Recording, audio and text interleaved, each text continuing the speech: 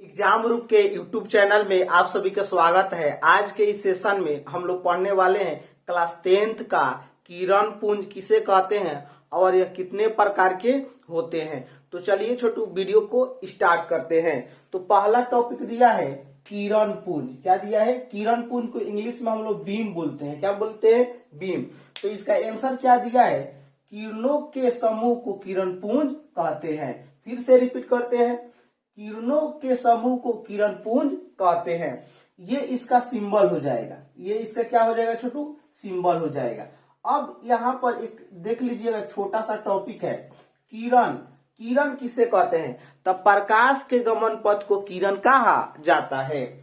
अब देखिएगा, जो किरण पुंज होते हैं ये 3 प्रकार के होते हैं। कितने प्रकार के होते हैं किरण पुंज?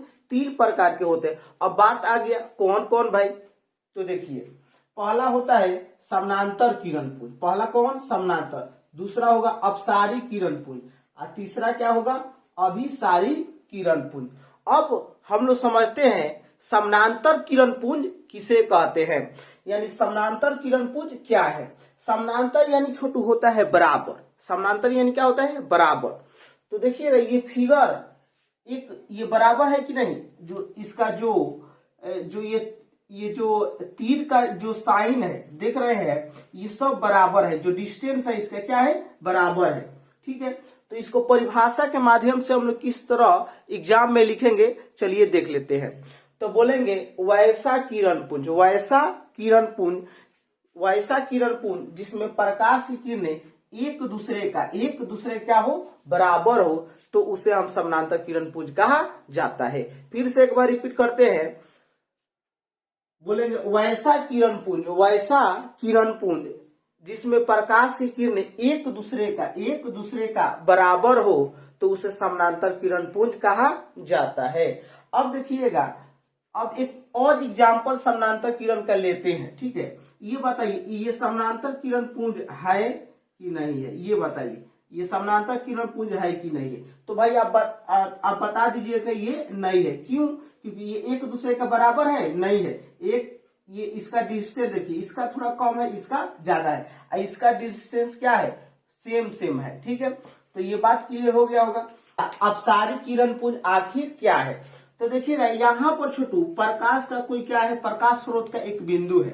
प्रकाश स्रोत का क्या है? बिंदु है। अब यहाँ से प्रकाश क्या हो रही है? निकल जा रही है। प्रकाश यहाँ से निकलकर क्या हो रही है? फैल जा रही है। जैसे में यहाँ पर देखिए, ये हमारा क्या है? टॉर्च है। यहाँ पर प्रकाश स्रोत का एक बिंदु है। यहाँ पर जैसे हम बारे, तो ये क्या हो जा रहा है? फैल जा रहा है।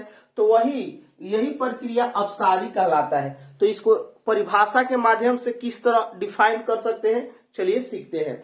तो बोलेंगे किरणों का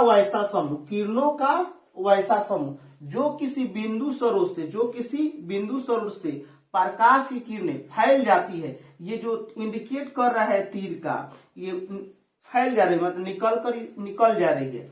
क्या होती है? फैल जाती है। उसे अपसारी किरण पुंज कहा जाता है। फिर से एक बार छोटू रिपीट करते हैं, किरणों का वैसा समूह जो किसी बिंदु स्रोत से प्रकाश की किरणें निकलकर फैल जाती है, उसे अपसारी किरण पुंज कहते हैं। अब देखिएगा, अपसारी किरण पुंज का एक दूसरा भी नाम है अपसृत। क्या नाम है छोटू?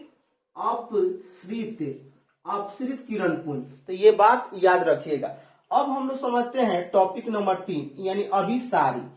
तो ये 2 नंबर जिस विद्यार्थी को याद हो गया, अपसारी का डिफिनीशन याद हो गया, तो अभिसारी का भी डिफिनीशन आराम से याद हो जाएगा। तो देखिएगा यहाँ पर क्या हो जा रही है? फैल जा रही है। यहाँ पर क्या हो रही है? फैल जा रही है। प्रकाश की किरण क्या हो रही है? फैल जा रही है।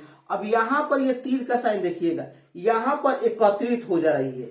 यहाँ पर आके एकत्रित हो जा रही है। यहाँ पर तो फैल जा रही है, ये तीर इंडिकेट कर रहा है फैल जा रही है। अब यहाँ पर आके प्रकाश की किरणें एकत्रित हो रही है। तो बोलेंगे किरणों का वैसा समूह जो किसी बिंदु स्रोत से निकलकर प्रकाश की किरणें एक ही बिंदु पर एकत्रित हो जाती है, उसे अभिसारी किरण पुंज कहते हैं। अब इसका एक और नाम है अपसारी का।